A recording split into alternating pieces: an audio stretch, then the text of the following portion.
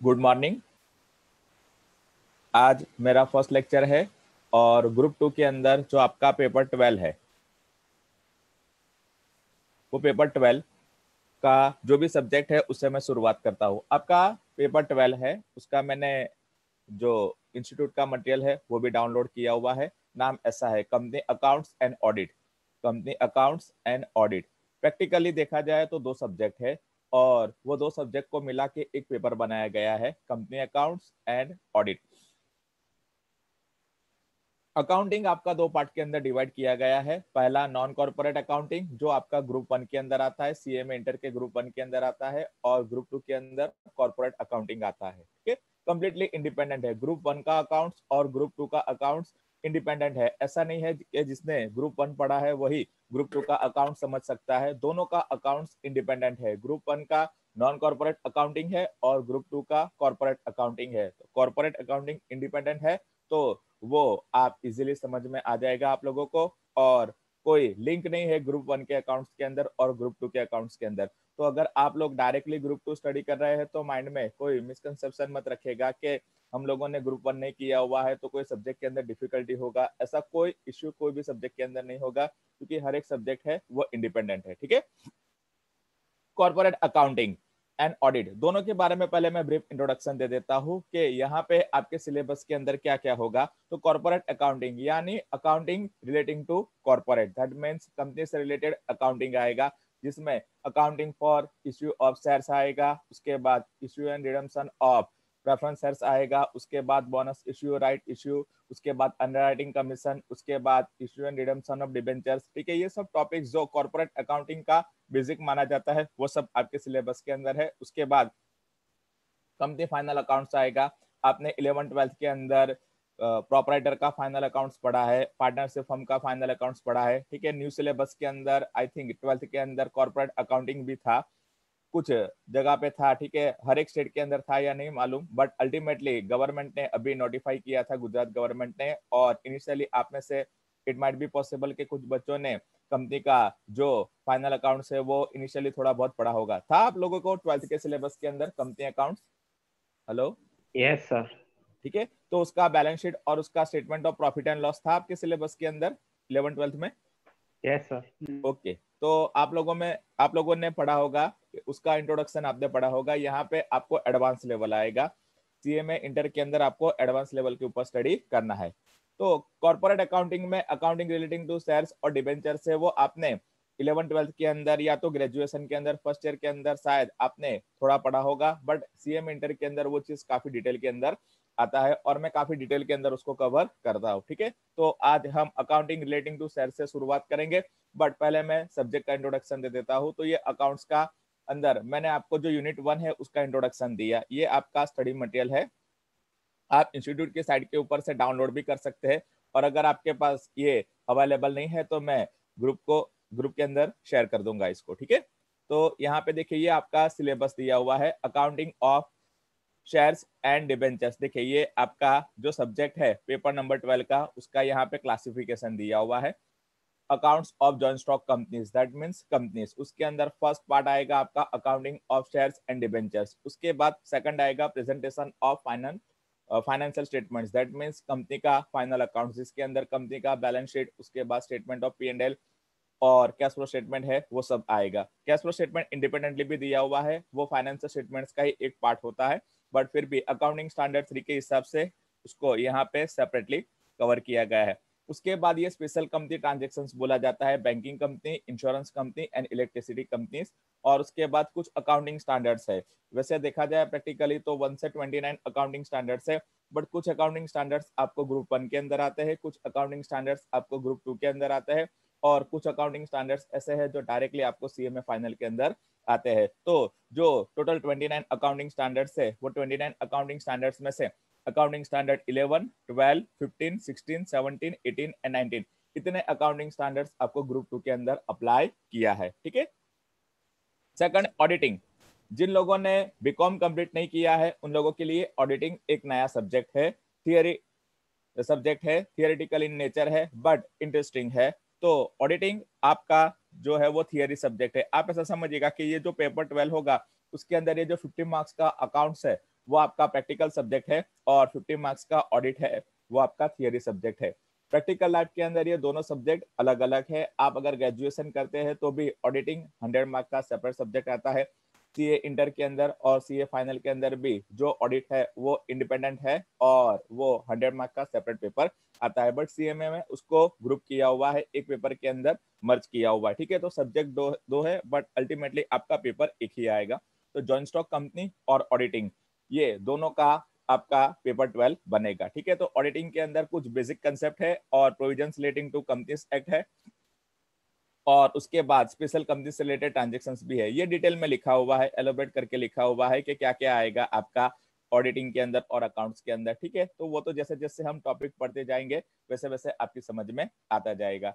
यहाँ पे ये मैंने स्टडी मटेरियल ओपन किया हुआ है। उसके अलावा एक चीज मैं आपको कंफर्म कर देता हूँ,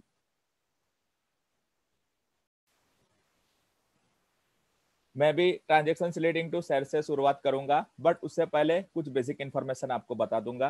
कंपनीज एक्ट 1956 पहले था, उसको रिप्लेस किया कंपनीज एक्ट 2013 ने। तो अकाउंटिंग रिलेटिंग टू कंपनीज, उसके लिए आपके पास कंपनीज एक्ट का भी नॉलेज होना जरूरी है, ठीक है। तो कंपनीज एक्ट 2013 है जिसके अंदर कंपनी से रिलेटेड प्रोविजंस है, उसका आपने लॉ के अंदर स्टडी किया होगा, कुछ आपको मैनेजमेंट के अंदर भी उससे रिलेटेड थियरी आपको आया होगा।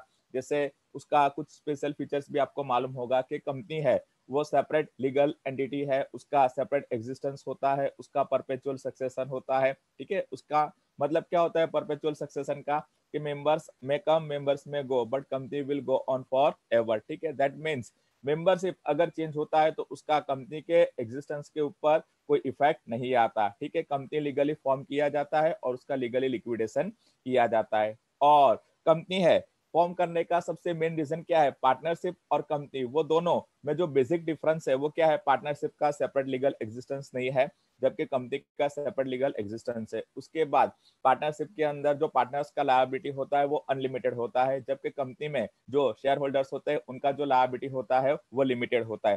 कंपनी अलग अलग तरीके का होता है जो आपने शायद पढ़ा होगा, company limited by guarantee, company limited by shares, ठीक है, प्राइवेट कंपनी, पब्लिक कंपनी, ये सब आपने पढ़ा होगा।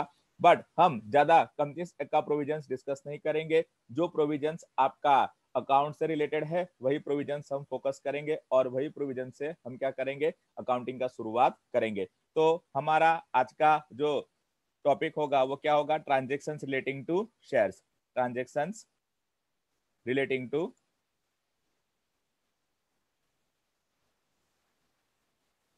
शेयर्स। आप सब लोगों ने ये चीज पढ़ा होगा 11th-12th के अंदर या तो ग्रेजुएशन के अंदर, ट्रांजेक्शन रिलेटिंग टू शेयर्स आपने ऑलरेडी पढ़ा होगा। बट फिर भी मैं ये टॉपिक आज शुरू कर रहा हूँ और बहुत डिटेल के अंदर हम ये टॉपिक स्टडी करेंगे, और मैं जीरो से शुरुआत करता हूँ, यानी बहुत बेसिक चीजों से शुरुआत करूंगा और आगे बढ़ेंगे, ठीक है। चलिए, सबसे पहले कंपनी का जो कैपिटल होता है उसको हम क्या कहते हैं, शेयर कैपिटल कहते हैं। कंपनी का जो कैपिटल होता है उसको हम क्या कहते हैं, शेयर कैपिटल। अब शेयर और कैपिटल, ये दो अलग अलग पार्ट के अंदर उसको डिवाइड किया गया है, शेयर और कैपिटल। शेयर का सिंपल मीनिंग क्या होता है, शेयर का सिंपल हम ट्रांसलेशन करें, ठीक है, तो उसका मीनिंग होता है हिस्सा, ठीक है। और कैपिटल का सिंपल मीनिंग आप निकालोगे तो उसको मूडी बोला जाता है, ठीक है। तो यहाँ पे हिस्सा, उसका सिंपल मीनिंग अगर हम निकालेंगे, शेयर का सिंपल मीनिंग क्या होता है, हिस्सा। किसी को शेयर देने का मतलब क्या होगा, ठीक है, कि उसको हिस्सा देना, ठीक है। तो यहाँ पे शेयर कैपिटल वर्ड देखिए कैसे फॉर्म हुआ है, शेयर कैपिटल। कैपिटल का मतलब क्या होता है, मूडी होता है, ठीक है। जो प्रमोटर्स कंट्रीब्यूट करते हैं बिजनेस सेटअप करने के लिए, ठीक है, यानी बिजनेस को जो भी कॉन्ट्रीब्यूशन देते हैं प्रमोटर्स, उसको बोला जाता है कैपिटल। और यहाँ पे शेयर कैपिटल, तो इसका मीनिंग क्या होता है, शेयर कैपिटल का सिंपल मीनिंग क्या होता है कि कंपनी के जो शेयर होल्डर्स होते हैं वो जो कॉन्ट्रीब्यूशन देते हैं कंपनी के लिए और कंपनी को कॉन्ट्रीब्यूशन देते हैं, उसे शेयर कैपिटल बोला जाता है। शेयर्स को दो पार्ट के अंदर आप डिवाइड करोगे, एक आता है आपका इक्विटी शेयर्स और दूसरा आता है इक्विटी शेयर्स और दूसरा आता है आपका preference shares. Equity shares and preference shares.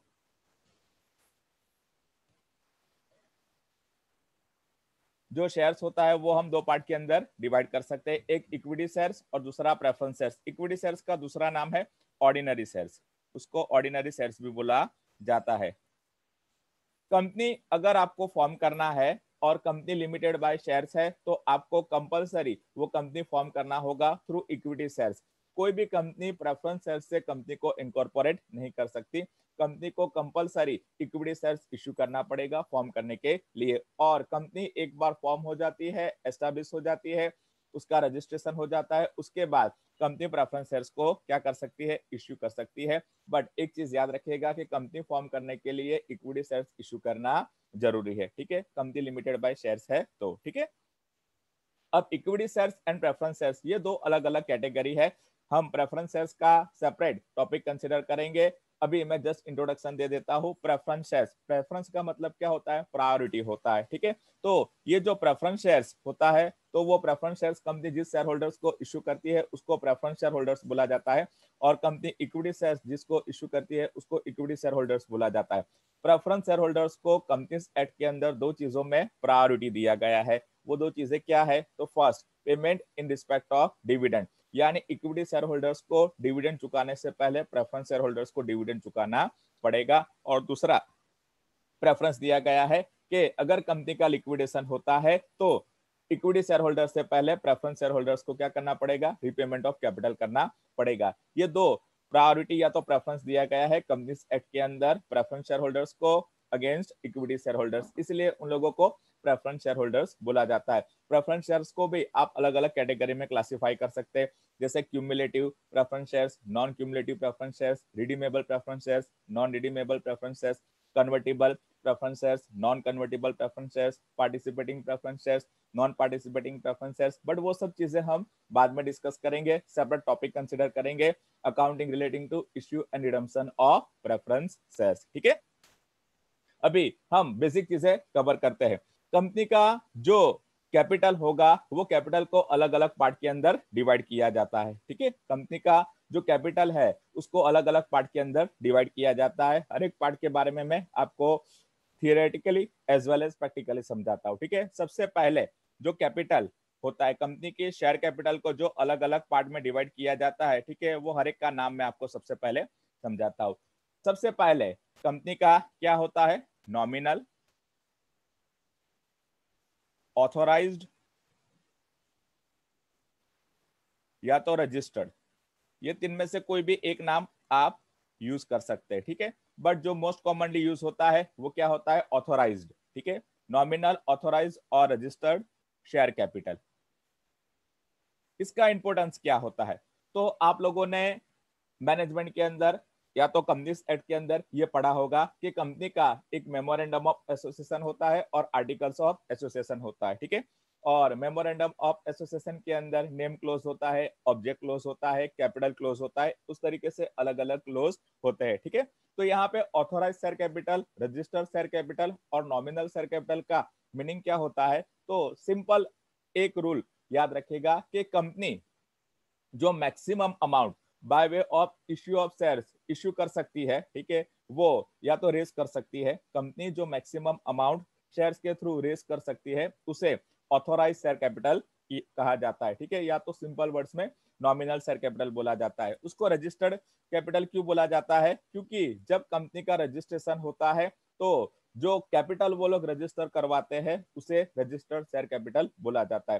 Simple meaning क्या है कि ऑथोराइज शेयर कैपिटल से ज्यादा शेयर्स कंपनी इश्यू नहीं कर सकता, यानी कंपनी ने जितना ऑथोराइज शेयर कैपिटल रखा है मैक्सिमम उतने अमाउंट का वो शेयर्स इश्यू कर सकती है, उससे ज्यादा अमाउंट का वो शेयर्स इश्यू नहीं कर सकती। It is the maximum amount, it is the maximum amount which a company can raise by way of issue of shares, ठीक है, यानी ये मैक्सिमम अमाउंट होता है जो कंपनी शेयर्स के थ्रू रेज कर सकती है, ठीक है। तो nominal share capital, authorise share capital और रजिस्टर्ड शेयर कैपिटल तीनों का मीनिंग एक ही होता है, it is the maximum amount which a company can raise by way of issue of shares, ठीक है।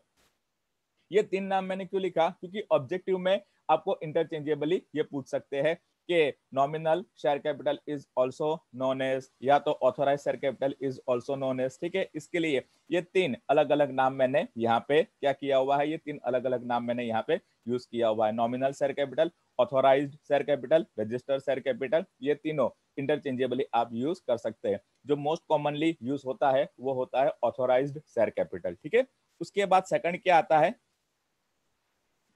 Issued share capital. Issued share capital, ठीक है। अब इश्यूड शेयर कैपिटल का मीनिंग क्या होता है, ठीक है, तो इश्यूड शेयर कैपिटल का मतलब ये होता है कि कंपनी जितना शेयर्स इश्यू करती है यानी ऑफर करती है सब्सक्रिप्शन के लिए, ठीक है, उसको क्या बोला जाता है, इश्यूड शेयर्स बोला जाता है। ठीक है, इश्यूड एंड सब्सक्राइब दोनों साथ में हम ले लेते हैं, issued and subscribe share capital. यानी कंपनी, आप ऐसा समझिएगा कि कंपनी, नीचे एक प्रैक्टिकल एग्जांपल ले लेते हैं, ठीक है। सपोज डी लिमिटेड करके एक कंपनी है, 1 लाख शेयर्स ऑफ ₹10 ईच। ये क्या है, उसका ऑथोराइज शेयर कैपिटल है, ये उसका ऑथोराइज्ड शेयर कैपिटल है। तो उसका मतलब क्या होगा कि डी लिमिटेड करके एक कंपनी जो रजिस्टर्ड हुई है वो मैक्सिमम कितना शेयर्स इश्यू कर सकती है, 10 लाख रुपए का शेयर्स इश्यू कर सकती है, 1 लाख शेयर्स ऑफ ₹10 ईच। अब आप ऐसा समझिएगा कि उसमें से कंपनी 60,000 शेयर्स क्या करती है, ऑफर करती है फॉर सब्सक्रिप्शन, ऑफर करती है फॉर सब्सक्रिप्शन,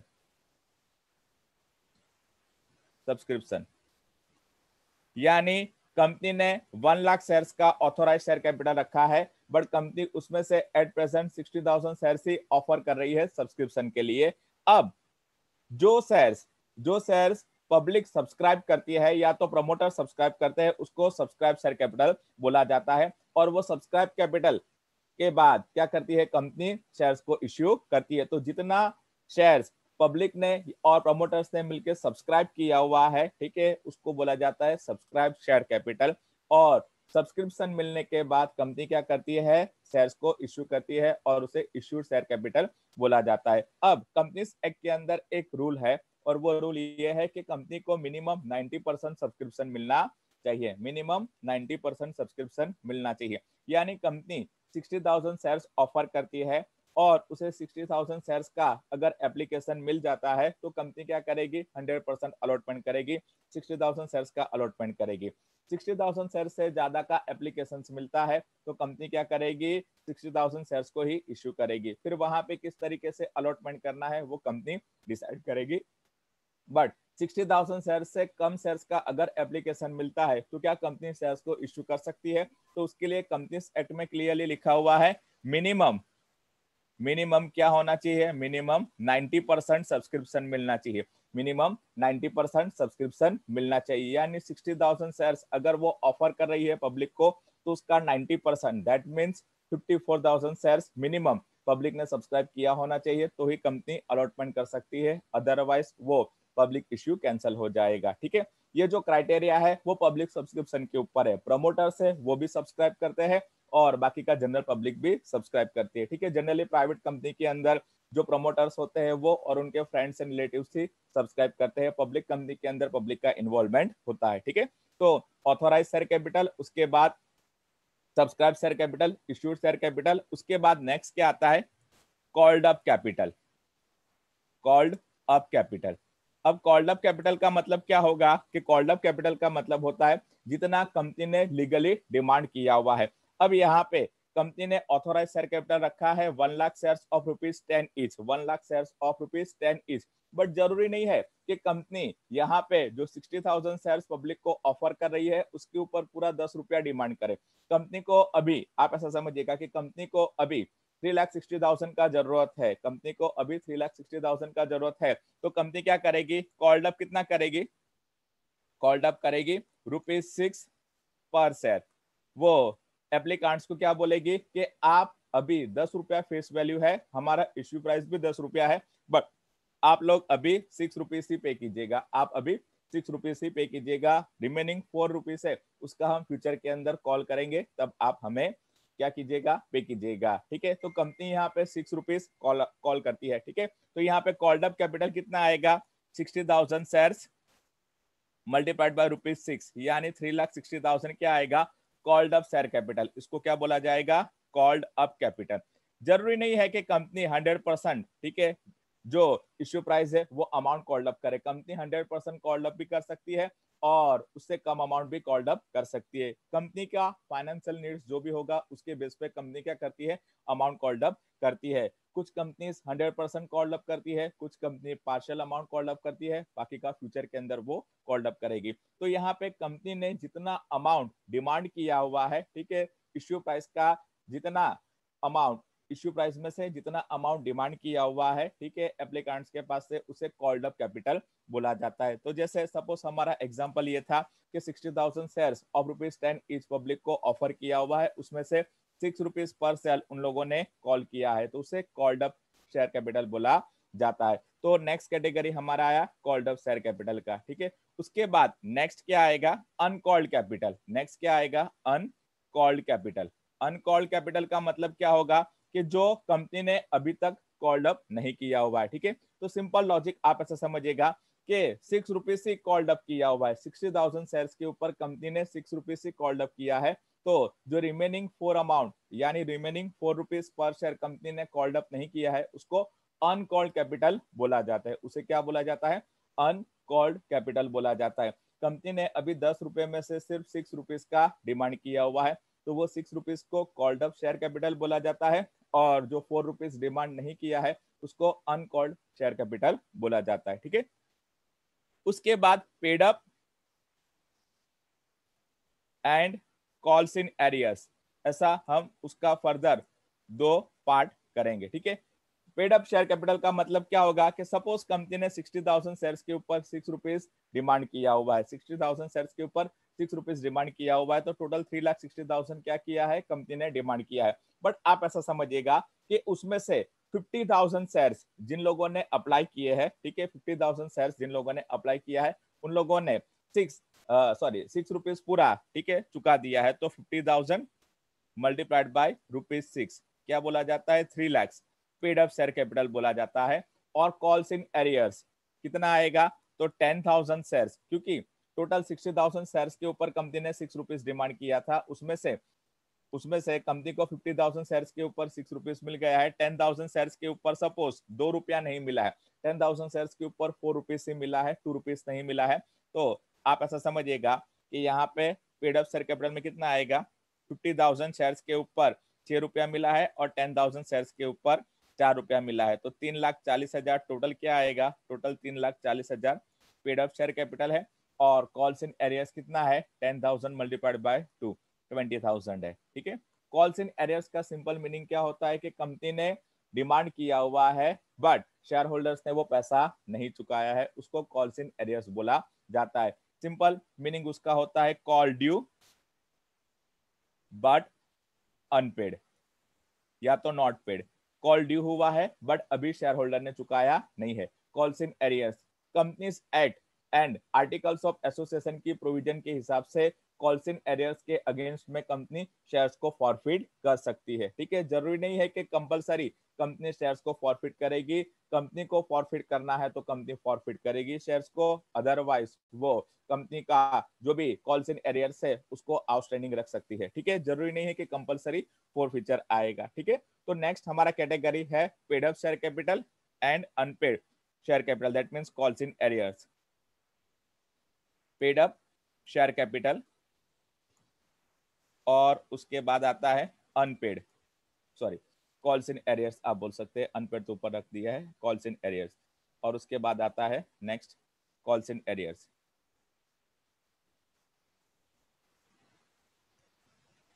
और उसके बाद जो लास्ट कैटेगरी आएगा वो आएगा हमारा रिजर्व कैपिटल। बहुत इंपॉर्टेंट है, capital reserve and reserve capital both are different. ठीक है, कैपिटल रिजर्व किस में से क्रिएट होता है, तो कैपिटल प्रॉफिट में से वो रिजर्व क्रिएट होता है। और यहाँ पे रिजर्व कैपिटल का मतलब क्या होगा कि कंपनी रिजोल्यूशन पास करेगी कि जो हमारा ऑथोराइज शेयर कैपिटल है उसका कुछ हिस्सा ठीक है। कंपनी उसके एग्जिस्टेंट के टाइम पे कभी कॉल्ड अप नहीं करेगी, जब कंपनी का लिक्विडेशन होगा तो ही वो उसे कॉल करेगी, उसे रिजर्व कैपिटल बोला जाता है। ठीक है। रिजर्व का मतलब क्या होता है, अमाउंट सेट असाइड किया हुआ है फ्यूचर कंटिजेंसी के लिए। ठीक है। यानी आप ऐसा समझिएगा कि कंपनीज एक्ट के अंदर आपको एक सिंपल सा रूल याद रखना है, और आपको कंपनी का जो प्रोविजन है वो मालूम होगा कि जो भी शेयर होल्डर होता है वो शेयर होल्डर का लायबिलिटी लिमिटेड होता है। शेयर होल्डर का लायबिलिटी क्या होता है, लिमिटेड होता है। यानी अगर इश्यू प्राइस 10 रुपया है और शेयर होल्डर ने 10,000 शेयर सब्सक्राइब किया है और वो 10,000 शेयर्स के ऊपर उसने 10 रुपया कंपनी को चुका दिया है, तो उसने अपना ऑब्लिगेशन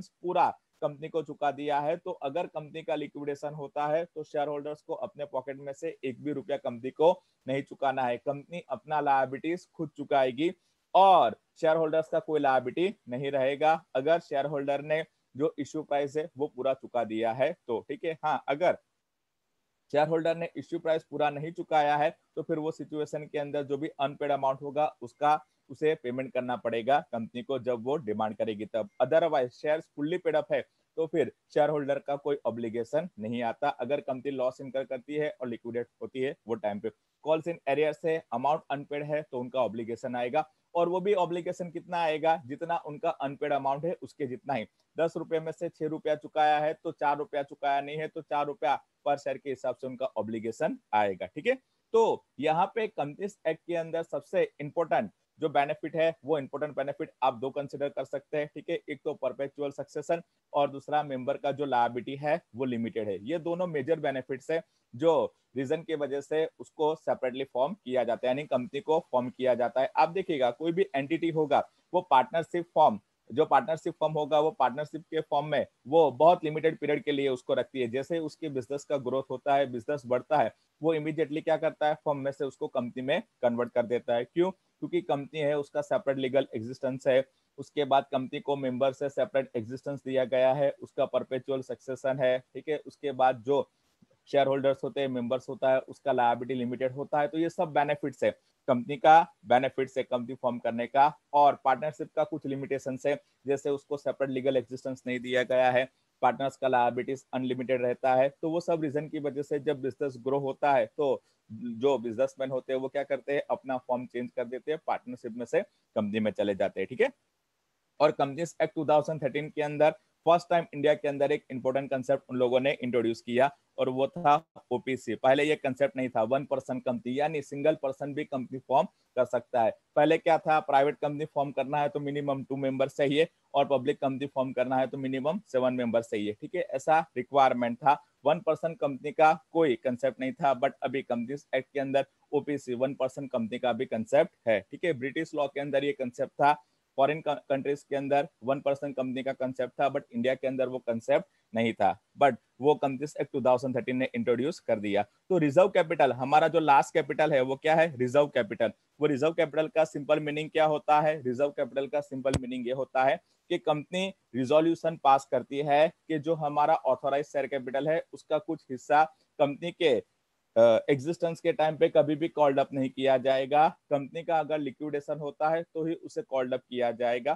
कंटिजेंसी के लिए रखा है कि अगर लिक्विडेशन के टाइम पे अगर कंपनी के पास पैसा नहीं रहा तो फिर वो सिचुएशन के अंदर वो अपना ऑब्लिगेशन कैसे चुकाएगा, उसके लिए उन लोगों ने ऐसा अमाउंट सेट असाइड किया होता है जिसको रिजर्व कैपिटल बोला जाता है। That means simple meaning reserve capital का क्या होता है कि कंपनी ने रिजोल्यूशन पास करके कुछ अमाउंट शेयर कैपिटल का, ऑथोराइज शेयर कैपिटल का सेट असाइड किया होता है और वो कंपनी सिर्फ लिक्विडेशन के टाइम पे कॉल्ड अप करेगा, इसलिए उसको क्या बोला जाता है, रिजर्व कैपिटल। ठीक है। और रिजर्व कैपिटल है वो कैपिटल रिजर्व से डिफरेंट है। ये मैं आपको इसलिए बता देता हूं क्योंकि आपको ऑब्जेक्टिव के अंदर ट्रू एंड फॉल्स में कई बार पूछ सकते हैं। ठीक है। यानी पूछा है और पूछते भी है frequently, reserve capital and capital reserve both are same. ठीक है। तो वो दोनों सेम है? नहीं, वो दोनों डिफरेंट है। कैपिटल रिजर्व कैपिटल प्रॉफिट में से क्रिएट किया जाता है और जो रिजर्व कैपिटल होता है उसका मीनिंग क्या होता है कि कंपनी ऑथोराइज शेयर कैपिटल का कुछ हिस्सा रिजोल्यूशन पास करके वो सेट असाइड कर सकता है और वो कंपनी कॉल्ड अप कब करेगी, जब कंपनी का लिक्विडेशन होगा तभी वो पोर्शन को कॉल्ड अप किया जाएगा। कंपनी के एग्जिस्टेंस के टाइम पे उसे कभी भी कॉल्ड अप नहीं किया जाएगा। ठीक है। तो ये जो अलग अलग तरीके का अलग अलग तरीके का शेयर कैपिटल है उसका मैंने ब्रीफ इंट्रोडक्शन आपको दिया है। आपका ये जो स्टडी मटेरियल है वो स्टडी मटेरियल के अंदर भी उसका आपको क्लासिफिकेशन दिया हुआ है। देखिए ये आपका जो स्टडी मटेरियल है इंस्टीट्यूट का पेपर 12 का, जिसके अंदर पेज नंबर 3 के ऊपर ये क्लासिफिकेशन दिया हुआ है जो मैंने आपको अभी समझाया। वो शेयर कैपिटल, नॉमिनल और ऑथोराइज शेयर कैपिटल, उसका और एक नाम है रजिस्टर्ड शेयर कैपिटल, जो यहाँ पे नहीं लिखा हुआ है बट मैंने आपको समझाया registered share capital. The amount of capital with which the company intends to be registered is called registered capital. It is the maximum amount which the company is authorized to raise by way of public subscription. ठीक है, यानी company maximum इतना amount by way of shares क्या कर सकती है, issue कर सकती है। There is no legal limit on the extent of amount of authorise capital. ठीक है, कंपनीज एक्ट के अंदर कोई लिमिट नहीं है। आप जब कंपनी फॉर्म करते हैं, ठीक है, तब आपको डिसाइड करना होता है कि आपको अपना ऑथोराइज शेयर कैपिटल कितना रखना है। ठीक है, और उसको आप फ्यूचर के अंदर चेंज भी कर सकते हैं। ऐसा नहीं है कि ऑथोराइज शेयर कैपिटल अनऑल्टर होता है। एक बार आपने कंपनी रजिस्टर करने के टाइम पे जो ऑथोराइज शेयर कैपिटल रखा है परमानेंट वही रहेगा, ऐसा नहीं है। ठीक है, ऑथोराइज शेयर कैपिटल को आप रजिस्ट्रेशन के टाइम पे सिलेक्ट कीजिए कि भाई मुझे कितना ऑथोराइज शेयर कैपिटल रखना है, और फ्यूचर के अंदर आप ऑथोराइज शेयर कैपिटल को चेंज कर सकते हैं। ठीक है, मिनिस्ट्री ऑफ कंपनी अफेयर्स के अंदर उसका एक प्रोसीजर होता है। ठीक है, जो आपको फॉलो करना है। कंपनीज एक्ट के अंदर एक प्रोसीजर स्पेसिफाई किया हुआ है। ठीक है, वो प्रोसीजर आपको फॉलो करना होता है और आप अपना ऑथोराइज शेयर कैपिटल बढ़ा सकते हैं। ठीक है, आपने इनिशियली 10 लाख का ऑथोराइज शेयर कैपिटल रखा है तो आप 10 लाख से शुरुआत कीजिए। अब सिंपल लॉजिक समझिएगा कि आपने 10 लाख का ऑथोराइज शेयर कैपिटल रखा है, 10 लाख का ऑथोराइज शेयर कैपिटल रखा है, और आपने ऑलरेडी 9 लाख का शेयर्स इश्यू कर दिया हुआ है, और अभी आप और 6 लाख के शेयर्स इश्यू करना चाहते हैं। तो 9 लाख का तो शेयर्स ऑलरेडी इश्यू कर दिया है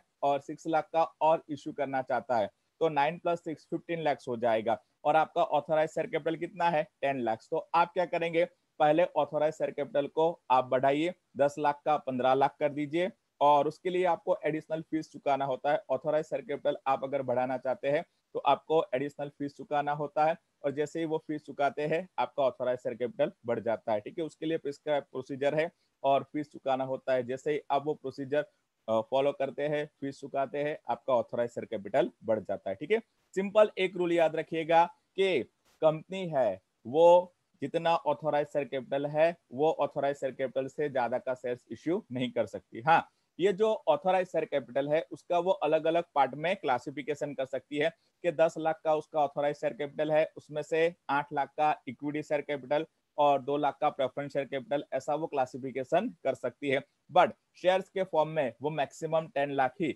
इश्यू कर सकती है। ठीक है, so it is the maximum amount which the company is authorise to raise by way of public subscription. ठीक है, issued share capital, that part of the authorized capital which is offered to the public for subscription is called as issued share capital। यानी authorized share capital में से जितना shares company public को subscription के लिए offer करती है उसको इश्यूड शेयर कैपिटल बोला जाता है, या तो shares offer to the public ऐसा बोला जाता है। ठीक है, issued share capital simple word में बोला जाएगा। सब्सक्राइब शेयर कैपिटल का मतलब क्या होगा कि कंपनी ने जितना शेयर्स पब्लिक को ऑफर किया हुआ है, जितना शेयर्स ऑफर किया हुआ है पब्लिक को, प्रमोटर्स को, ठीक है, उसमें से जितना सब्सक्रिप्शन मिला है, एप्लीकेशंस आया है, उसको सब्सक्राइब शेयर कैपिटल बोला जाता है। That part of the issued capital for which applications are received from the public is known as subscribed capital. ठीक है, यानी कंपनी ने जितना शेयर्स ऑफर किया हुआ है सब्सक्रिप्शन के लिए, उसमें से जितना शेयर्स का एप्लीकेशन आता है उसको सब्सक्राइब शेयर कैपिटल बोला जाता है।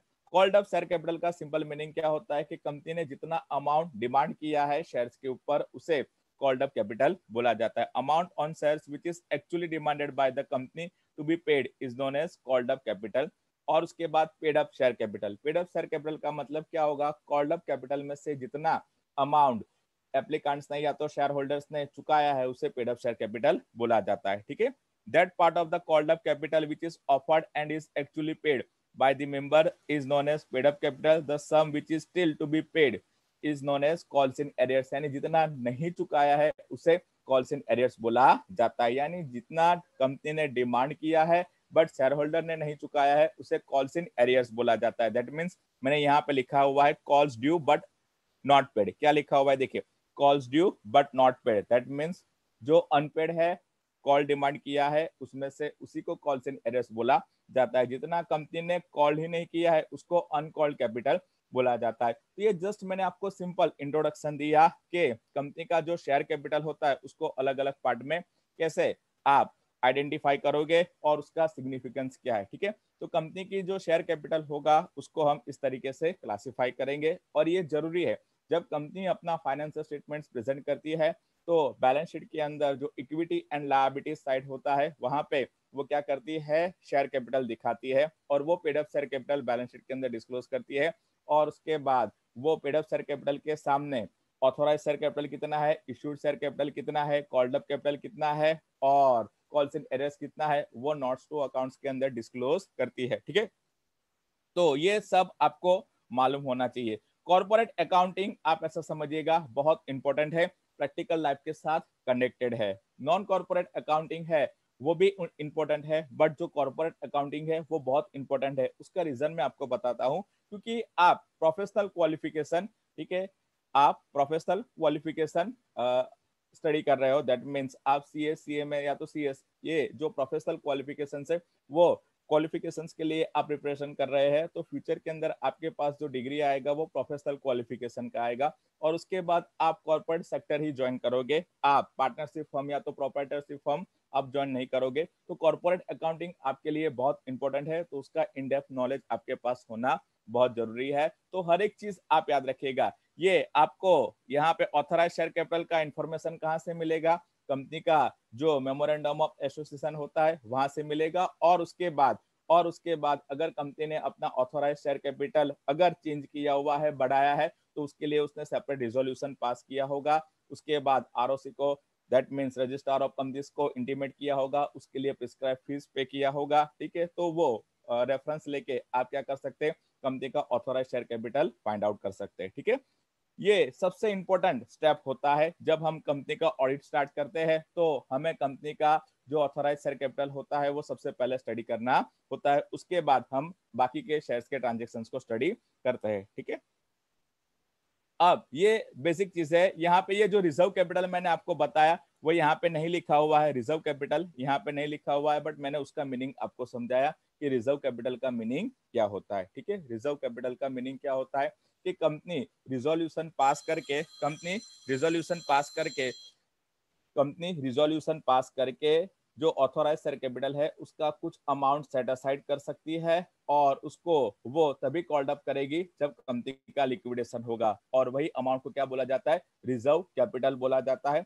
और रिजर्व कैपिटल कैपिटल रिजर्व से डिफरेंट होता है। ठीक है, जो मैंने आपको एडिशनली समझाया है। अब अकाउंटिंग एस्पेक्ट हम फोकस करते हैं, ध्यान से समझिएगा। अकाउंटिंग एस्पेक्ट आपके सामने मैं डिस्कस करता हूं। ठीक है, चलो, कंपनी शेयर्स को इश्यू करेगा, कंपनी शेयर्स को इश्यू कर सकता है। ठीक है, कंपनी कितने फॉर्म में शेयर्स को इश्यू कर सकता है, कैन यू गाइड मी, आप मुझे बताओगे? मैं तो आपको बताऊंगा ही। शेयर्स कंपनी इश्यू करती है, ठीक है, वो कितने फॉर्म में इश्यू कर सकती है? हेलो हेलो हेलो, ये हमारा पहला सेशन है। मैं जब भी टॉपिक का शुरुआत करता हूँ तो थोड़ा इंटरेक्टिव सेशन रखता हूँ और उसके बाद मैं हर एक कंसेप्ट को डिटेल के अंदर समझाता हूँ। आज हमारा ये अकाउंटिंग रिलेटिंग टू शेयर्स है, उसका पहला लेक्चर है, तो उसके अंदर आपने जो पढ़ा होगा उसका हम जस्ट बेसिक डिस्कशन करेंगे और उसके बाद हम आगे बढ़ेंगे। जो कंपनी शेयर्स इशू करती है, ठीक है, वो अलग अलग तरीके से इशू करती है। ठीक है, तो वो अलग अलग कौन सा क्लासिफिकेशन हो सकता है? ओके, एप्लीकेशन बताया, ठीक है, उसके बाद एक second, allotment, okay, application, allotment, call, ठीक है, वो स्टेजेस है जिसके थ्रू कंपनी जो मनी है वो कलेक्ट करती है। ठीक है, बट कंपनी किस फॉर्म में शेयर्स को इश्यू कर सकती है? ठीक है, शेयर्स जो कंपनी इश्यू करती है वो किस फॉर्म में करती है? ठीक है, तो वो तो स्टेजेस है जो आपने बताया, वो स्टेजेस है कि एप्लीकेशन के फॉर्म में वो मनी कलेक्ट करती है, अलॉटमेंट के फॉर्म में वो मनी कलेक्ट करती है और कॉल के फॉर्म में वो मनी को कलेक्ट करती है। ठीक है, विथ प्रीमियम, विथ प्रीमियम उसके बाद at par, at premium, at discount, ठीक है, ये जो आप बता रहे हैं, ठीक है, एट प्रीमियम, एट पार, ठीक है, जो आप बता रहे हैं, ठीक है, वो इश्यू प्राइस से रिलेटेड है, वो इश्यू प्राइस से रिलेटेड है, ठीक है। इसलिए मैं आपको कहता हूं कि क्वेश्चन को अच्छी तरह से आप समझिए, ठीक है। मैं क्या कहता हूं कि कंपनी कितने फॉर्म में शेयर्स को इश्यू कर सकती है, कंपनी कितने फॉर्म में शेयर्स को इश्यू कर सकती है, ठीक है। आप जो बता रहे हैं वो अलग अलग क्लासिफिकेशन बता रहे हैं, आप अपनी जगह पे सही है। आपने बताया कि कंपनी एप्लीकेशन, अलॉटमेंट और कॉल, ऐसे अलग अलग स्टेज में मनी को कॉल्ड अप कर सकती है, बट वो तो कंपनी जब कैश कंसिडरेशन से इश्यू करती है, ठीक है, तब अलग अलग स्टेजेस के अंदर वो कलेक्ट करती है। उसके बाद एट प्रीमियम, एट पार, ठीक है, वो अलग अलग classification. Equity shares and preference shares, ठीक है, अगेन देखिए ये कैटेगरी ऑफ शेयर्स है, कैटेगरी ऑफ शेयर्स है, ठीक है। मैं आपको अब सिंपल सा मीनिंग समझाता हूं और वो आप याद रखिएगा। कंपनी कितने फॉर्म में शेयर्स को इश्यू कर सकती है, ठीक है, उसका simple meaning, private issue, public issue, ठीक है। अगेन ये सब क्लासिफिकेशन है, ये सब क्लासिफिकेशन है। गुड एफर्ट्स, आप अच्छा एफर्ट्स कर रहे हैं, वेरी गुड, ठीक है। अब देखिए, अगर मैं आपको सिंपल क्वेश्चन पूछता हूं कि कंपनी कितने फॉर्म में शेयर्स को इश्यू कर सकती है, तो प्राइवेट शेयर्स और sorry private issue, public issue, preference shares, equity shares, ये सब बात सही है, बट मैं जो पूछ रहा हूं वो कंसिडरेशन के फॉर्म में, वो कंसिडरेशन के फॉर्म में मैं आपको पूछ रहा हूं, ठीक है। किस फॉर्म में कंपनी शेयर्स को इश्यू कर सकती है, किस फॉर्म में कंपनी शेयर्स को इश्यू कर सकती है, तो ध्यान से समझिएगा, ठीक है। मैंने आपको पूछा, एक हिंट मैं आपको दे देता हूं कि संकेत सर ने जो टॉपिक स्टार्ट किया हुआ है वो कौन सा है, ठीक है। तो आपने बताया कि बोनस इश्यू का शुरुआत किया हुआ है सर ने, ठीक है। तो वो बोनस इश्यू का मतलब क्या होगा?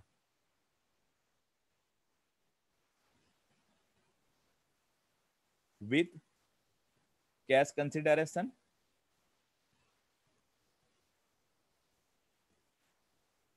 Without consideration and against acquisition of asset और बिजनेस,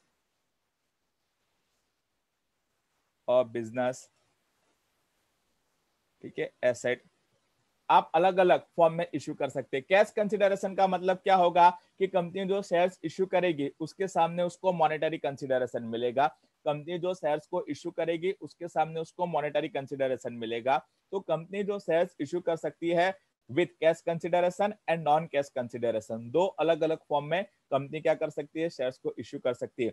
विथ कैश कंसिडरेशन का मतलब क्या होगा? विथ कैश कंसिडरेशन का मतलब होगा कि कंपनी जो शेयर्स इश्यू करेगी उसके सामने उसको कैश कंसिडरेशन मिलेगा, ठीक है। विदाउट कंसिडरेशन, तो जो बोनस इश्यू होता है वो क्या होता है? विदाउट कंसिडरेशन होता है। कंपनी शेयर्स तो इश्यू करती है बट उसके सामने उसे कंसिडरेशन नहीं मिलता। बोनस इश्यू का दूसरा नाम क्या है? Capitalisation of profits, capitalisation of reserves उसका दूसरा नाम है। जो भी प्रॉफिट्स होता है, रिजर्व्स होता है, उसको कंपनी कैपिटलाइज करती है, उसे बोला जाता है capitalisation of profits, capitalisation of reserves, ठीक है। तो विदाउट कंसिडरेशन भी हो सकता है। उसके बाद कंपनी नॉन कैश कंसिडरेशन के लिए भी शेयर्स को इशू कर सकती है, that means for acquisition of assets, for acquisition of business, ठीक है। कंपनी उसके लिए भी शेयर्स को इशू कर सकती है। सपोज कंपनी ने कोई प्लांट एंड मशीनरी का मैन्युफैक्चरर है, उसके पास से प्लांट एंड मशीनरी खरीदा और उसके अगेंस्ट में कैश कंसिडरेशन नहीं दिया, उसके अगेंस्ट में कंपनी ने अपने शेयर्स इशू किया। कंपनी ने लैंड परचेस किया और वो लैंड परचेस करने के अगेंस्ट में उसने मॉनेटरी कंसिडरेशन नहीं चुकाया, कंपनी ने अपने शेयर्स इशू किया। या तो एक कंपनी ने दूसरी कंपनी को टेक ओवर किया और वो बिजनेस टेक ओवर करने के अगेंस्ट में उसने अपने शेयर्स इशू किए, ठीक है। तो कंपनी जो शेयर्स इशू करती है वो कैश कंसिडरेशन के लिए भी करती है और नॉन कैश कंसिडरेशन के लिए भी शेयर्स को इश्यू करती है, ठीक है। अगेन विदाउट कंसिडरेशन भी कंपनी क्या करती है? शेयर्स को इश्यू करती है, ठीक है। तो different forms in which company can issue shares, और ये मैंने पूछा था कंसिडरेशन के पॉइंट ऑफ व्यू से कि कंपनी कैश कंसिडरेशन से शेयर्स को इश्यू कर सकती है और कंपनी नॉन कैश कंसिडरेशन के लिए भी शेयर्स को इश्यू कर सकती है। इवन विदाउट कंसिडरेशन भी कंपनी क्या करती है? शेयर्स को इश्यू करती है, जिसको बोला जाता है कैपिटलाइजेशन ऑफ प्रॉफिट्स या तो reserves, that means bonus issue, ठीक है।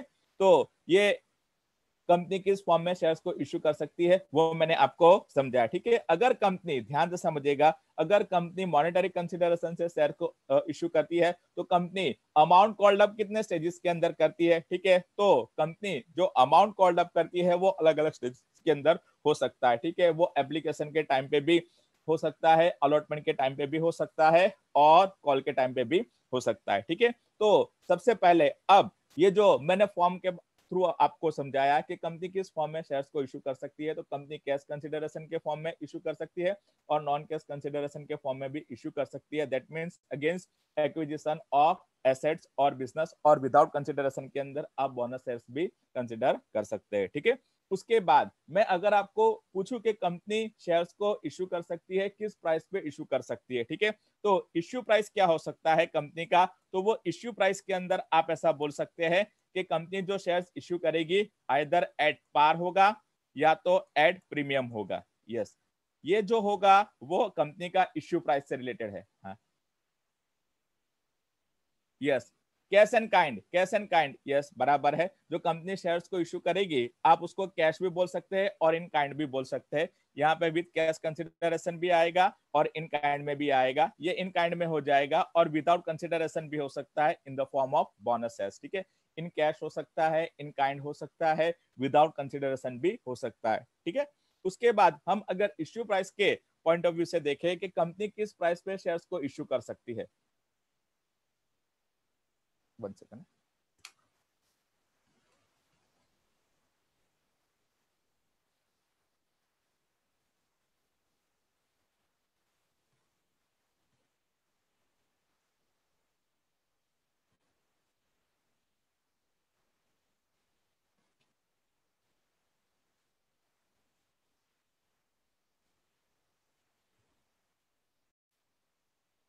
यस, अगर हम इश्यू प्राइस के पॉइंट ऑफ व्यू से देखें तो कंपनी शेयर्स इश्यू कर सकती है, किस प्राइस पे इश्यू कर सकती है, तो वो एट पार इश्यू कर सकती है, और सेकंड एट प्रीमियम पे इश्यू कर सकती है। तीसरा कैटेगरी था एट डिस्काउंट, एट डिस्काउंट।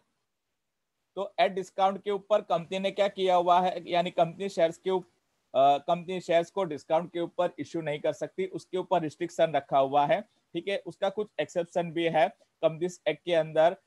जो कंपनीज एक्ट 1956 था उसके अंदर कंपनी शेयर्स एट पार भी इशू कर सकती थी, एट प्रीमियम भी इशू कर सकती थी, एट डिस्काउंट भी इशू कर सकती थी। बट कंपनीज एक्ट 2013 ने ये रिस्ट्रिक्शन रखा हुआ है कि कंपनी है वो शेयर्स को एट पार और एट प्रीमियम के ऊपर इशू कर सकती है, डिस्काउंट के ऊपर उसको इशू नहीं करना है। उसका कुछ एक्सेप्शन रखा हुआ है, ठीक है।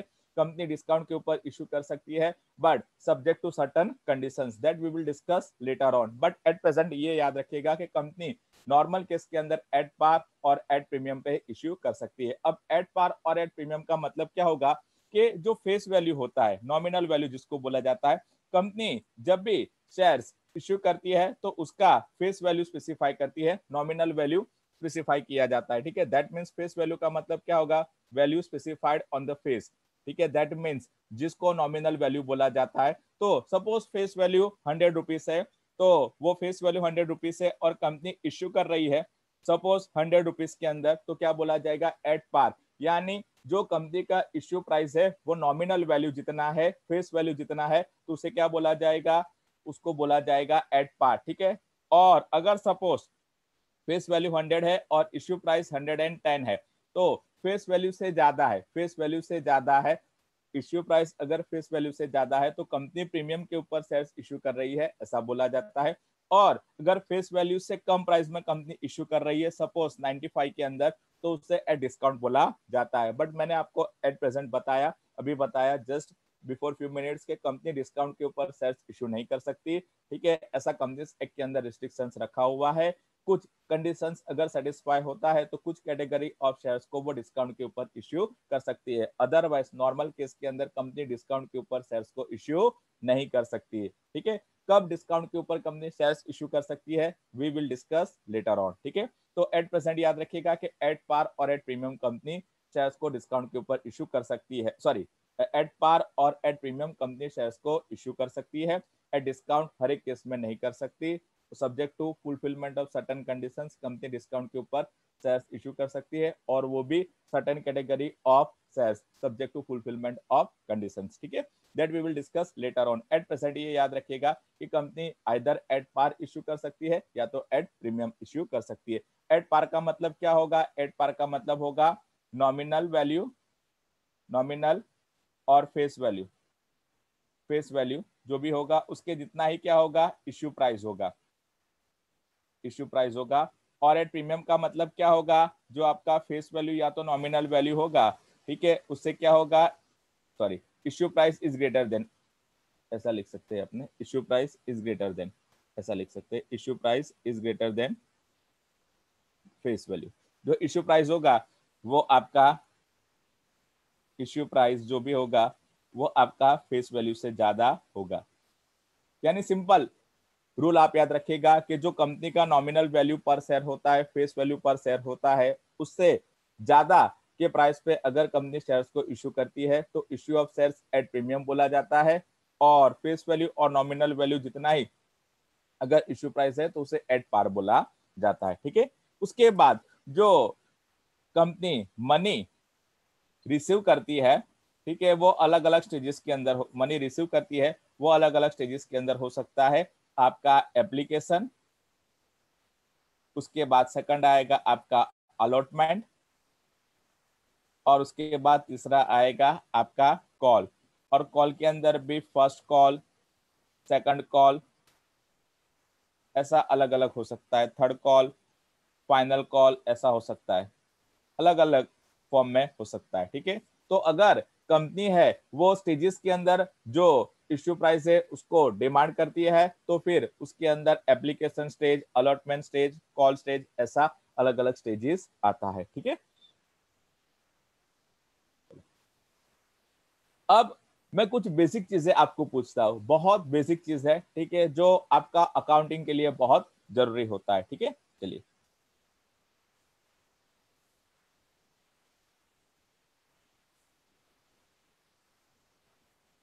इक्विटी शेयर कैपिटल अकाउंट, उसके बाद share allotment account, share call account. ठीक है, अब मुझे बताइए, मैंने आपके सामने ये तीन अलग अलग अलग अलग अकाउंट हेड लिखे, इक्विटी शेयर कैपिटल अकाउंट, या तो सिंपल इक्विटी को मैं निकाल देता हूँ, शेयर कैपिटल कर देता हूँ। ठीक है, ये आपके सामने अलग अलग अकाउंट हेड लिखा है। ठीक है, share capital, share capital account, share allotment account, share call account, आपके सामने ये अलग अलग अकाउंट लिखा है। कॉल्स इन एरियर्स अकाउंट, आपको बताना है कि ये अकाउंट्स का, ये जो अकाउंट से अलग अलग उसका नेचर क्या होगा। आपका जो टाइप्स ऑफ अकाउंट्स है, personal account, real account, nominal account, ठीक है, उसमें ये जो क्लासिफिकेशन है वो कहाँ पे फॉल होता है? ये पर्सनल अकाउंट है, रियल अकाउंट है, नॉमिनल अकाउंट है, चलो बताइए आप मुझे क्या आएगा?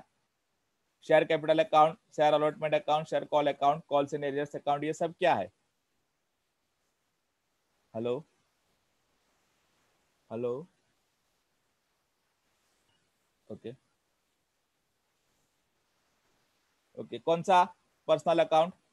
पहला वाला? यस, आप माइक से बोल सकते हैं।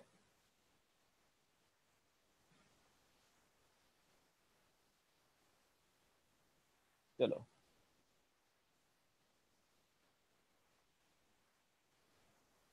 Share capital account, share allotment account, share call account, calls in arrears account, सभी पर्सनल अकाउंट आपको लगते हैं कि सिर्फ पहला वाला पर्सनल अकाउंट, या दूसरा वाला, या तो पहला दो, पहला तीन, पहला चार, या सभी? क्या लगता है आपको? Personal account, real account, nominal account?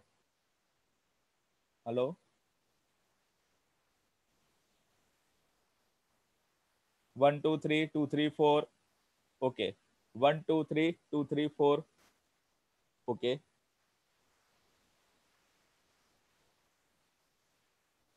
Calls in arrears, nominal account, okay, first is personal account, okay.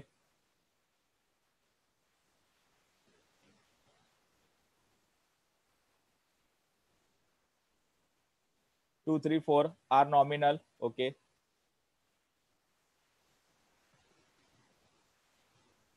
Yes, tell me.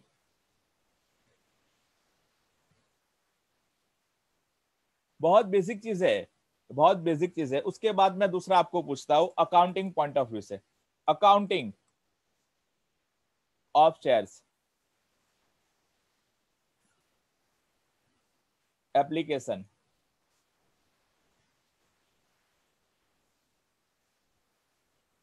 Allotment, call.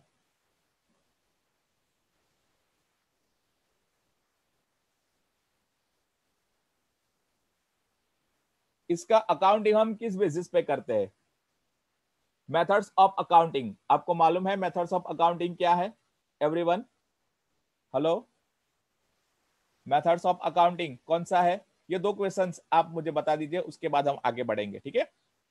मैं सबके आंसर्स आपको बताता हूं, ठीक है? जो पहले क्वेश्चन पूछा उसका भी बताता हूं, और ये दूसरा क्वेश्चन, दोनों का मुझे आंसर जानना है। Accounting of shares, application money, allotment money और कॉल मनी, ये तीनों का हम अकाउंटिंग करते हैं, ठीक है? वो अकाउंटिंग का बेस हमारा क्या होगा? जो डिफरेंट मेथड्स ऑफ अकाउंटिंग है हमारा, वो methods of accounting. Methods of accounting तो आपको मालूम है ना एवरीवन? क्या होता है मेथड्स ऑफ अकाउंटिंग, बताइए। Methods of accounting,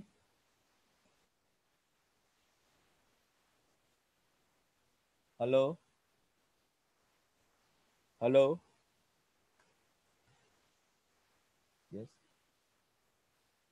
mercantile system, okay, very good. Mercantile system that means accrual basis, उसके बाद कैश बेसिस, ठीक है? Cash system of accounting and mercantile system of accounting, yes, एकदम सही है। वो आपका मेथड ऑफ अकाउंटिंग है। चलो आप मुझे बताइए कि अब यहाँ पे आप अकाउंटिंग कैसे करोगे? यस, कैश सिस्टम और मर्केंटाइल सिस्टम, वो मेथड ऑफ अकाउंटिंग है, एकदम सही बताया आपने।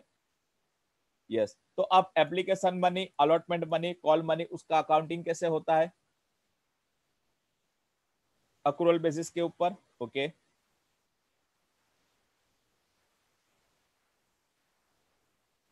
और कोई दूसरा आंसर? कैश बेसिस के ऊपर, ओके।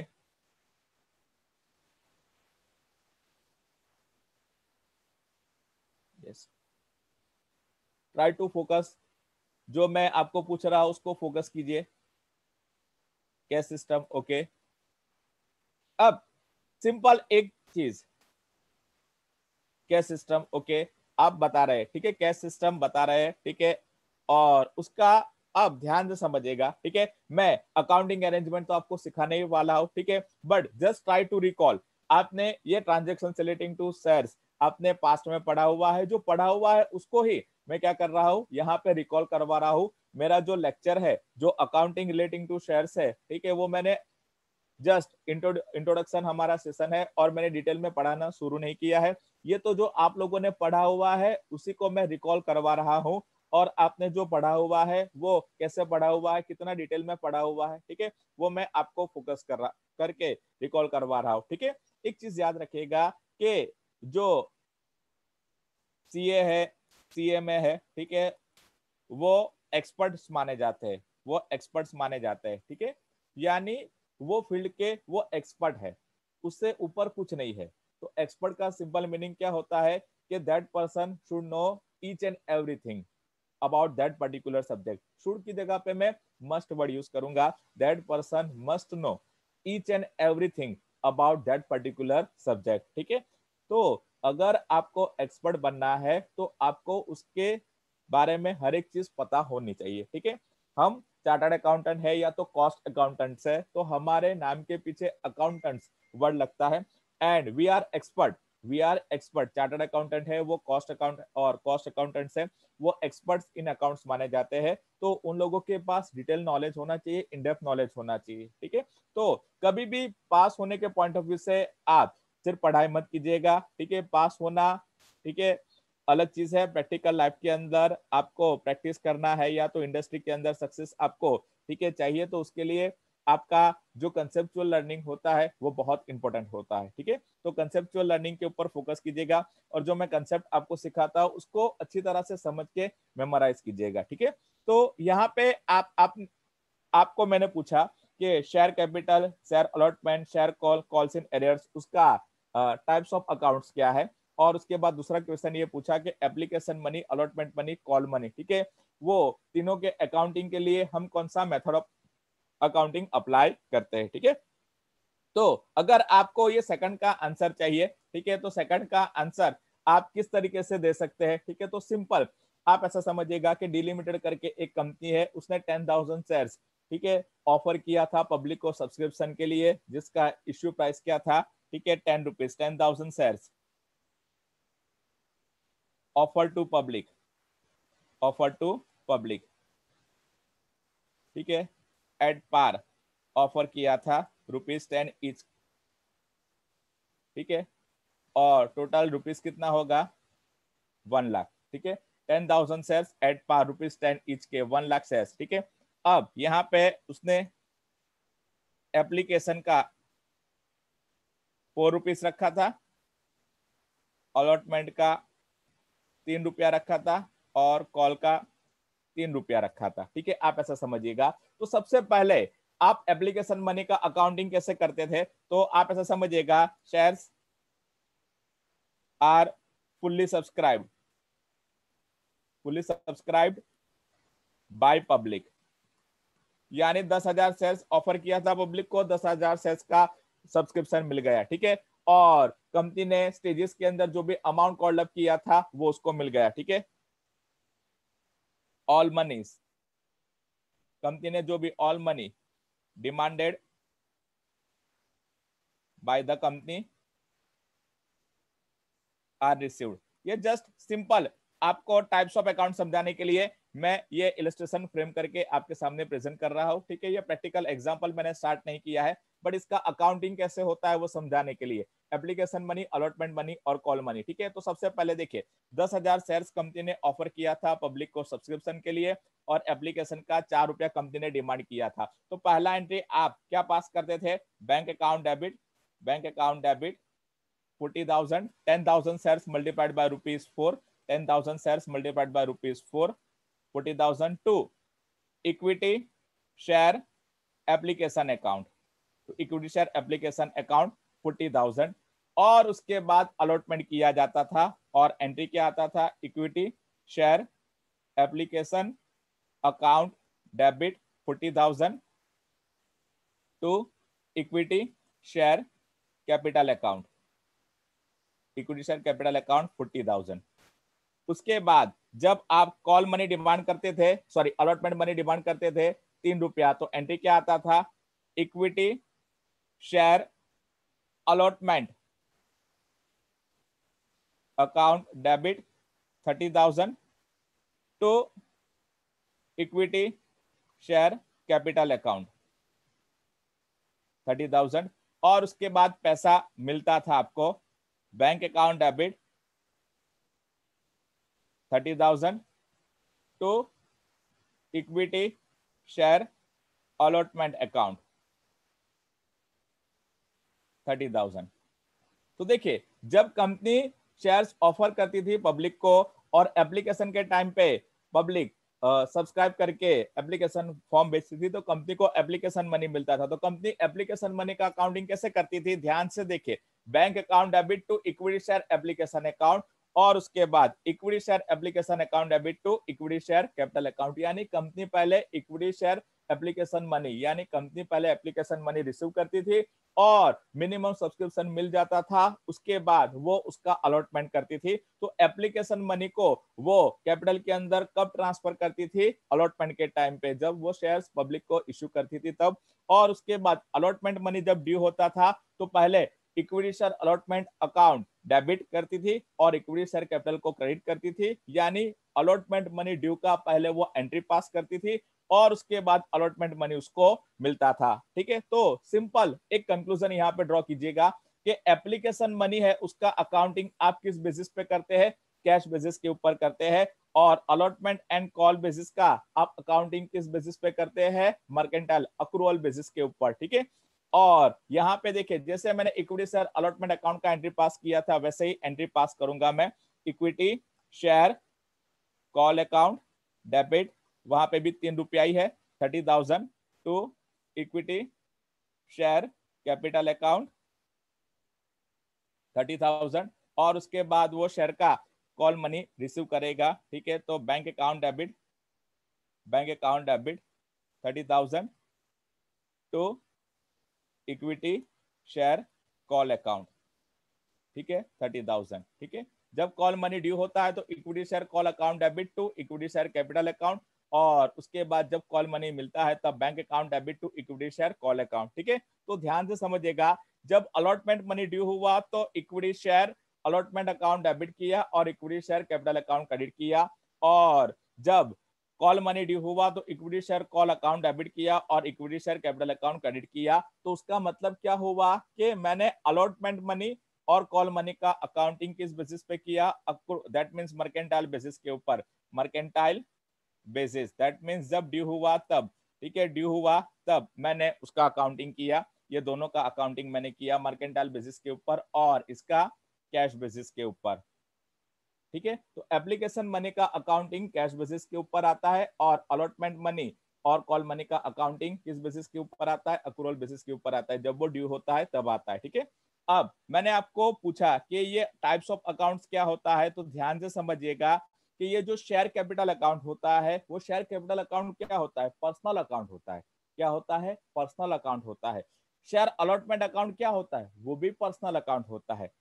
शेयर कॉल अकाउंट क्या होता है, वो भी पर्सनल अकाउंट होता है। कॉल्स इन एरियर्स क्या होता है, वो भी पर्सनल अकाउंट ही होता है, ठीक है। क्यों, क्योंकि ये जो कैपिटल है, उसके बाद अलॉटमेंट है, कॉल है, कॉल्स इन एरियर्स है, वो रिप्रेजेंट किसे करते हैं, वो रिप्रेजेंट करते हैं शेयर होल्डर्स को। वो रिप्रेजेंट किसे करते हैं, शेयर होल्डर्स को। आप ऐसा समझिएगा कि जब आपने प्रोप्राइटरशिप स्टडी किया था, ठीक है, तो सपोज कोई बिजनेस स्टार्ट करता है प्रोप्राइटर और 1 लाख रुपीज का कंट्रीब्यूशन देता है, तो आप एंट्री क्या पास करते हैं, bank account debit to capital account. Suppose दो पार्टनर ए और बी है, उन लोगों ने 1 लाख का कंट्रीब्यूशन देके बिजनेस का शुरुआत किया, तो आप एंट्री क्या पास करते हैं, bank account debit 2 lakh to A's capital account 1 lakh to B's capital account 1 lakh, ठीक है। तो वहां पे आप क्या करते हैं, ठीक है, प्रोप्राइटर है तो एक ही ऑनर है तो सीधा कैपिटल लिखते हैं। पार्टनरशिप फर्म है, 2 पार्टनर है तो दोनों का नाम लिखते हैं। 4 पार्टनर है तो चारों का नाम लिखते हैं।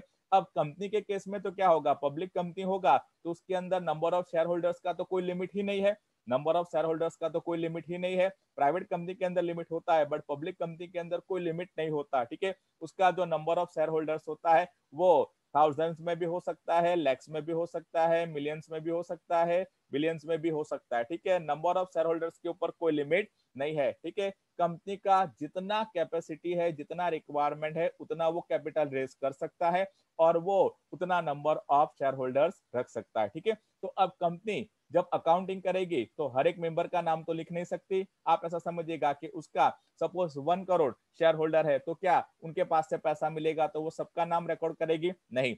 वो सबके लिए वो रजिस्टर मेंटेन करती है, रजिस्टर ऑफ शेयर होल्डर्स या तो रजिस्टर ऑफ मेंबर्स, जिसके अंदर इंडिविजुअली हर एक शेयर होल्डर्स का कंप्लीट डिटेल मेंटेन किया जाता है। उनका नाम, एड्रेस, परमानेंट अकाउंट नंबर, उसने कितना शेयर्स अप्लाई किया था, उसके सामने कितना ऑफर किया हुआ है, उसके ऊपर कितना कॉल्ड अप किया हुआ है, उसमें से उसने कितना पे किया हुआ है, कितना कॉल्स इन एरियर्स है, ठीक है। कंप्लीट डिटेल सेपरेट रजिस्टर के अंदर मेंटेन किया जाता है, बट हर एक शेयर होल्डर के नाम पे अकाउंटिंग नहीं किया जाता। तो यहाँ पे ये जो इक्विटी शेयर कैपिटल अकाउंट है, इक्विटी शेयर अलॉटमेंट अकाउंट है, इक्विटी शेयर कॉल अकाउंट है, वो शेयर होल्डर्स को रिप्रेजेंट करते हैं और उसी को बोला जाता है पर्सनल अकाउंट, ठीक है। तो ध्यान से समझिएगा, ये जो हमारा अकाउंट है वो कौन सा अकाउंट है, पर्सनल अकाउंट, वो है हमारा पर्सनल अकाउंट। ये पर्सनल है, ये भी पर्सनल है, ये भी पर्सनल है और ये भी पर्सनल ही है, सभी पर्सनल अकाउंट ही है, क्योंकि वो रिप्रेजेंट किसे करते हैं, शेयर होल्डर्स को रिप्रेजेंट करते हैं। कोई भी कंपनी की बैलेंस शीट के अंदर आप देखोगे तो शेयर कैपिटल के अंदर आपको क्या मिलेगा, शेयर कैपिटल के अंदर सिंपली आपको पेड अप शेयर कैपिटल के बारे में इंफॉर्मेशन मिलेगा बैलेंस शीट के अंदर, और आप नोट्स देखोगे तो वहां पे ऑथोराइज शेयर कैपिटल, उसके बाद issued, subscribe, called up and paid up share capital, उसका इंफॉर्मेशन आपको मिल जाएगा। बट सपोज आप ऐसा समझिएगा कि कंपनी का कैपिटल 5 करोड़ का है, तो वो 5 करोड़ के कैपिटल के सामने कितने शेयर होल्डर्स ने सब्सक्रिप्शन दिया हुआ है, उसके बाद जो शेयर होल्डर्स है उसका शेयर होल्डिंग कितना है, प्रमोटर्स का कितना है, अदर पर्सन का कितना है, ठीक है, कौन सा शेयर होल्डर कितने शेयर्स को होल्ड कर रहा है, वो कोई भी इंफॉर्मेशन आपको बैलेंस शीट से नहीं मिलेगा। ठीक है, वो इंफॉर्मेशन अगर आपको चाहिए तो उसके लिए register of members, register of share holders आपको स्टडी करना पड़ेगा, जिसके अंदर कंप्लीट इंफॉर्मेशन होती है कि कंपनी ने जो शेयर्स इश्यू किया हुआ है वो किस शेयर होल्डर को कितना शेयर्स इश्यू किया है। ठीक है, तो याद रखिएगा कि ये जो आपका इक्विटी शेयर कैपिटल अकाउंट है, इक्विटी शेयर अलॉटमेंट अकाउंट है, इक्विटी शेयर कॉल अकाउंट है, कॉल्स इन एरियर्स है, वो किसे रिप्रेजेंट करता है, शेयर होल्डर्स को रिप्रेजेंट करता है, इसलिए उसको हम क्या कहते हैं, पर्सनल अकाउंट कहते हैं। ठीक है, समझ में आ रहा है आप लोगों को everyone? Hello hello. Yes, sir.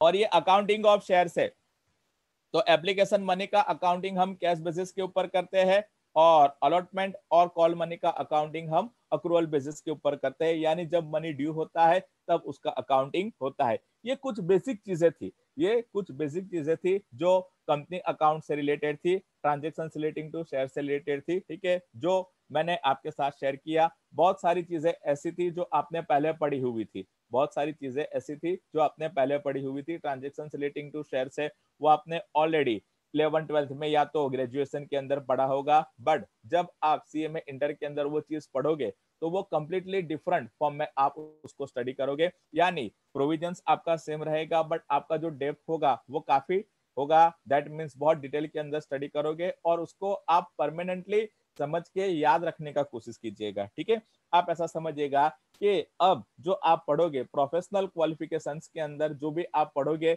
वो आपका फ्यूचर के साथ कनेक्टेड होगा, आपका प्रोफेशन के साथ कनेक्टेड होगा। तो जो भी आप पढ़ रहे हैं सिर्फ हमें एग्जाम तक याद रखना है, ऐसा फोकस करके मत पढ़िएगा। ठीक है, लाइफ टाइम तक याद रखना है, क्योंकि हमारा काम ही यही है, हमारा काम ही यही है। अगर आप सीएमए का क्वालिफिकेशन ठीक है लेते हैं और इंडस्ट्री ज्वाइन करते हैं तो आपको, और अगर आपका फाइनेंशियल अकाउंटिंग डिपार्टमेंट के अंदर अगर आपको काम करना है तो ये सब चीजें आपको मालूम होनी चाहिए। ठीक है, सो उसको अच्छी तरह से समझिए, उसको मेमोराइज कीजिएगा। और मैंने आपको बताया कि अभी मैंने आपको कुछ बेसिक चीजें सिखाई है, वो आपके स्टडी मटेरियल के अंदर से सिखाया है, जो साइट के ऊपर अवेलेबल है, paper number 12 company accounts and audit. और उसके अंदर कुछ चीजें मैं इनिशियली आपको स्टडी मटेरियल से समझाऊंगा, उसके बाद मेरा खुद का मटेरियल आएगा। और ऑडिट के लिए मैंने आपको बताया कल मेरा ऑडिट का एक बेसिक लेक्चर आएगा, और वो बेसिक लेक्चर के अंदर मैं आपको ऑडिट क्या होता है, उसका इंपॉर्टेंस क्या होता है, ऑडिट का शुरुआत कहाँ से हुआ, ठीक है, वो सब मैं आपको एक्सप्लेन करूंगा। और ऑडिट के लिए ये मेरा सेपरेट मटेरियल अवेलेबल है। और मैंने आपको बताया लेक्चर के शुरुआत के अंदर, जैसे ही आप कंफर्म करते हैं, ठीक है, ऑडिट का ये जो स्पाइरल है वो आपको मिल जाएगा। ठीक है, रेडीमेड मटेरियल है और मैं उसमें से ही ऑडिट पढ़ाता हूँ। और अकाउंट्स के लिए दो चीजें मैं यूज करता हूँ, एक जो इंस्टीट्यूट का स्टडी मटेरियल है वो, और उसके अलावा अपना मटेरियल भी यूज करता हूँ। ठीक है, तो आज मेरा अकाउंट्स का जो एक इंट्रोडक्टरी लेक्चर था वो खत्म हुआ, जिसके अंदर मैंने जस्ट आपको बेसिक चीजें बताया है ट्रांजेक्शन रिलेटिंग टू शेयर्स के बारे में। और कल एक डेमो सेशन रहेगा हमारा ऑडिट से रिलेटेड, जिसके अंदर मैं आपको ऑडिट का भी ब्रीफ इंट्रोडक्शन दे दूंगा कि ऑडिट प्रैक्टिकली क्या होता है और उसका इंपॉर्टेंस क्या होता है ऑर्गेनाइजेशन के लिए, इंडस्ट्री के लिए, सोसाइटी के लिए, गवर्नमेंट के लिए, शेयर होल्डर्स के लिए, इन्वेस्टर्स के लिए। ठीक है, ऑडिट क्यों जरूरी है वो मैं आपको कल के लेक्चर के अंदर डिटेल के अंदर समझाऊंगा। ठीक है, तो इंटरमीडिएट स्टेज में अब आ चुके हैं आप। अगर आपने ग्रेजुएशन किया हुआ है, फाउंडेशन किया हुआ है, तो आप ऐसा समझिएगा कि अभी आप इंपॉर्टेंट स्टेज के अंदर आ गए हैं। ग्रेजुएशन के बाद आए हैं वो डायरेक्ट इंटरमीडिएट में आए हैं, और फाउंडेशन के बाद आए हैं वो भी इंटरमीडिएट के अंदर आए हैं। इंटरमीडिएट एंड फाइनल स्टेज आपका जो भी है वो बहुत क्रूशियल है, बहुत इंपॉर्टेंट है, उसको फोकस रख के पढ़िएगा। जो भी मैं पढ़ा रहा हूँ उसको अच्छे से समझ लीजिएगा। बहुत मिनिमम या तो नेग्लिजिबल मैं आपको बताऊं, ठीक है, आप एब्सेंटिज्म मेंटेन कीजिएगा, यानी आपको एब्सेंट रहना ही नहीं है। लेक्चर को रेगुलरली आपको अटेंड करना है, जो भी हम सिखाते हैं उसको फोकस रख के स्टडी करना है। और मैं लेक्चर के एंड के अंदर पूछता हूं कि कोई भी डाउट है तो आप मुझे इमीडिएटली पूछ लीजिए। अगर आपको डाउट है तो तुरंत पूछ लीजिएगा, उसको पेंडिंग मत रखिएगा, ठीक है। आज के लेक्चर में कोई डाउट है आप लोगों को? Any doubt, anyone? No sir. ठीक है, तो आज मैं अभी 11:15 को अपना लेक्चर यानी जस्ट अभी 1-2 मिनट के अंदर अपना लेक्चर एंड करता हूं, ठीक है। बाकी का जो भी अकाउंट के अंदर ये जो ट्रांजेक्शन रिलेटिंग टू शेयर्स है वो डिटेल में प्रैक्टिकली हम स्टडी करेंगे अपने नेक्स्ट लेक्चर से। अभी आज मैं अकाउंट्स का सेशन कंप्लीट कर रहा हूँ, कल मेरा सेशन होगा जिसके अंदर मैं आपको ऑडिट से रिलेटेड इंट्रोडक्शन दूंगा, ठीक है। बहुत इंपॉर्टेंट सेशन रहेगा, जिन लोगों ने फाउंडेशन किया हुआ है, ठीक है, उन लोगों के लिए तो बहुत इंपॉर्टेंट है ही, बट जिन लोगों ने ग्रेजुएशन किया हुआ है, उन लोगों ने ऑडिट अगर एज अ सब्जेक्ट सिलेक्ट किया हुआ है डिफरेंट सब्जेक्ट में से, तो उन लोगों ने इंट्रोडक्शन लिया होगा और ऑडिट के बारे में उनको मालूम होगा। बट फिर भी उन लोगों को भी ऑडिट का जो मैं एक्सप्लेनेशन दूंगा, उसका इंपोर्टेंस समझाऊंगा, वो उनके लिए बहुत जरूरी होगा, ठीक है। So tomorrow we will discuss audit, basics of auditing, audit क्या है वो कल के लेक्चर के अंदर हम फोकस करेंगे। और उसके बाद एक एक लेक्चर दोनों का हो जाएगा, अकाउंट्स एंड ऑडिट का। उसके बाद हम क्या करेंगे, दोनों सब्जेक्ट का, ठीक है, हम क्या करेंगे, लेक्चर साथ में अरेंज करेंगे। पहले एक एक लेक्चर दोनों सब्जेक्ट के इंट्रोडक्शन के लिए है, ठीक है। चलिए, आज कोई डाउट नहीं है ना किसी को? No, okay. No sir. So thank you very much, आज का लेक्चर मैं एंड करता हूँ, ठीक है। मेरा कल लेक्चर रहेगा ऑडिट का, ठीक है। Thank you very much, bye sir. Bye.